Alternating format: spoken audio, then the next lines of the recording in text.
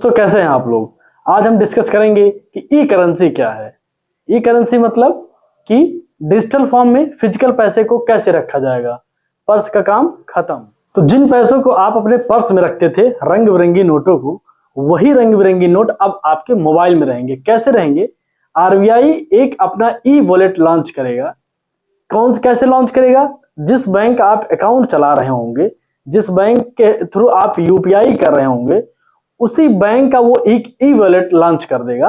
उसमें क्या होगा कि आप अपने सेम, जैसे आप जो नोट देखते हैं कि आपने पर्स निकाला और देखा कि अच्छा 500 की नोट, 200 नोट, 300 नोट, आपको कितना देना है? 200 रुपए देना है। तो अगर आपके पास 200 की एक नोट है तो देंगे, नहीं तो 100 की दो नोट निकालेंगे। तो अब आप क्या करेंगे? मोबाइल में जाएंगे, 100 की दो नोट सेलेक्ट करेंगे और अपने वॉलेट में ऐड कर लेंगे। ठीक है, 200 रुपए ऐड कर लेंगे अपने वॉलेट में, वो 100 की दो नोट ही हो गई। अब आपको किसी व्यक्ति को देना है, आपने उठाया और तुरंत ऑनलाइन, या तो उसके स्कैनर पे, या नहीं है तो भी उसकी व्यवस्था है। अभी हम आगे बताते हैं कि उसकी क्या अकाउंट की आवश्यकता नहीं पड़ेगी। अकाउंट की आवश्यकता कैसे नहीं पड़ेगी? आरबीआई आगे क्या करेगा, अपना एक ई वॉलेट लॉन्च कर देगा। जिन व्यक्तियों के पास किसी बैंक में अकाउंट नहीं है, वो अपने आधार के द्वारा किसी के द्वारा केवाईसी करा लेंगे और उनका एक ई वॉलेट में अकाउंट बन जाएगा और उसी के सहारे वो किसी को पैसा दे भी सकते हैं और ले भी सकते हैं।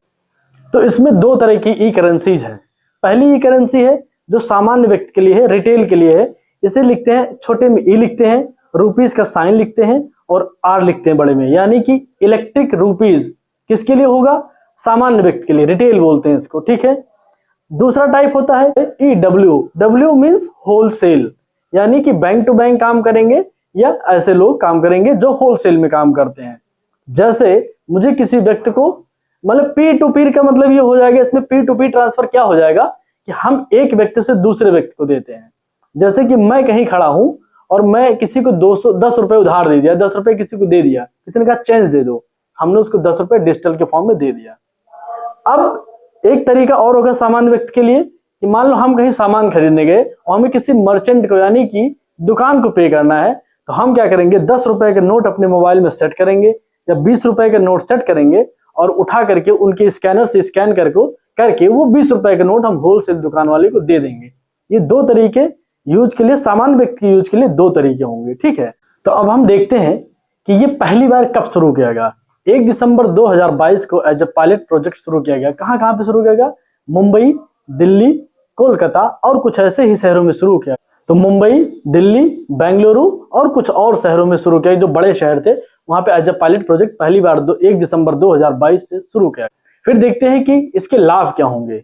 इसका लाभ ही होगा, सबसे पहला लाभ होगा कि फिजिकल कैश को ऑनलाइन कैश में कर देंगे, यानी जो आपका फिजिकल मनी होगा वो ऑनलाइन सेम उसी कलर का, उसी फील के साथ आपके ऑनलाइन वॉलेट में पड़ा रहेगा, मोबाइल में पड़ा रहेगा। सामान्यतः हम देखते हैं कि जब हम ऑनलाइन कैश पेमेंट करते हैं तो पैसा देखते हैं तो खत्म हो गया। हम लोग जब देखते हैं मोबाइल बैलेंस, अरे यार मैंने तो 500 रुपए खर्चा कर दिया, पता ही नहीं चला। इसमें क्या होगा? आपकी नोटें सेट रहेंगी। 100 की दो नोट थी, 200 की एक नोट थी, 500 की एक नोट थी। जब आप लास्ट में देखेंगे, अच्छा 100 की दो नोट तो खत्म हो गई, सेम फील वही आएगा जो हम पैसे को पर्स में रख करके फील आते हैं। फर्क इतना है, वो पर्स में रहेगा फिजिकल फॉर्म में, यहाँ वही फिजिकल फॉर्म का पैसा डिजिटल फॉर्म में रहेगा। दूसरा देखते हैं कि ये डिजिटल इकोनॉमी को बढ़ावा देगा। डिजिटल इकोनॉमी का मतलब कि हम लोग कैशलेस की तरफ चले जाएंगे।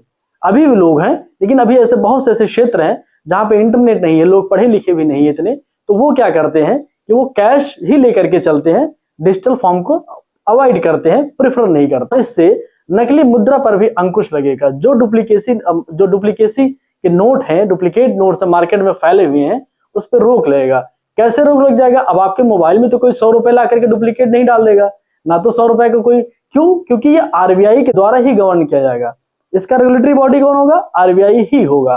तीसरा देखते हैं कि भारत सरकार के इसमें जो लक्ष्य है, क्रॉस बॉर्डर पेमेंट्स होंगे या ट्रांजैक्शन होंगे, अब इसी फॉर्म में आगे ऐसा देखा जाएगा कि इसी फॉर्म में ट्रांसफर किए जाएंगे।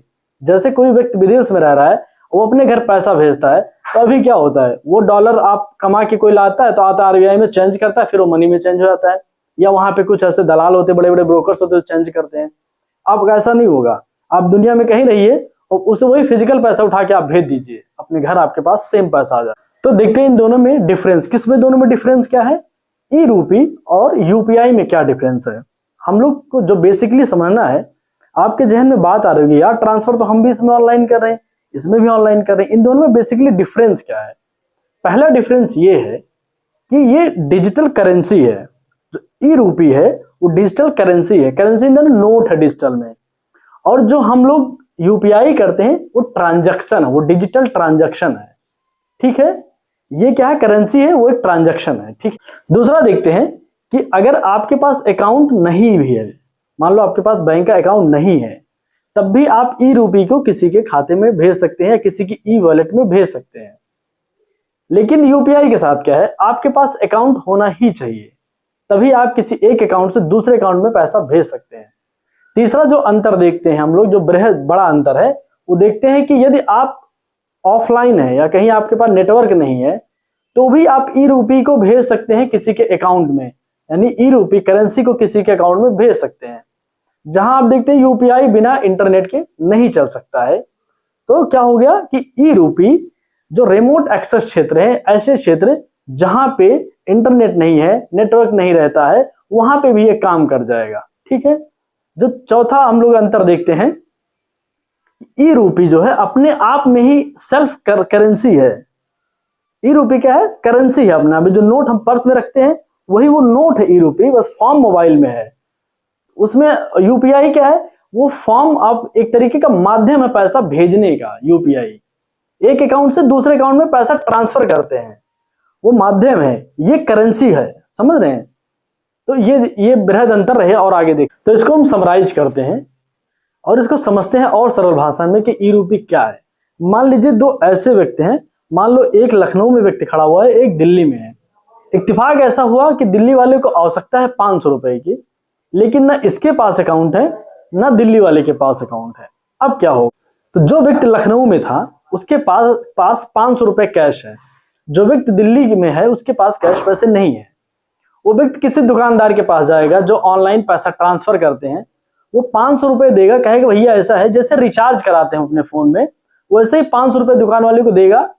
दुकान वाला क्या करेगा? उसके ई वॉलेट में 500 रुपए डाल देगा जो लखनऊ में व्यक्ति है। फिर कहेगा भैया ऐसा करिए कि इस पैसे को उठा करके दिल्ली वाले के पास ट्रांसफर कर दीजिए।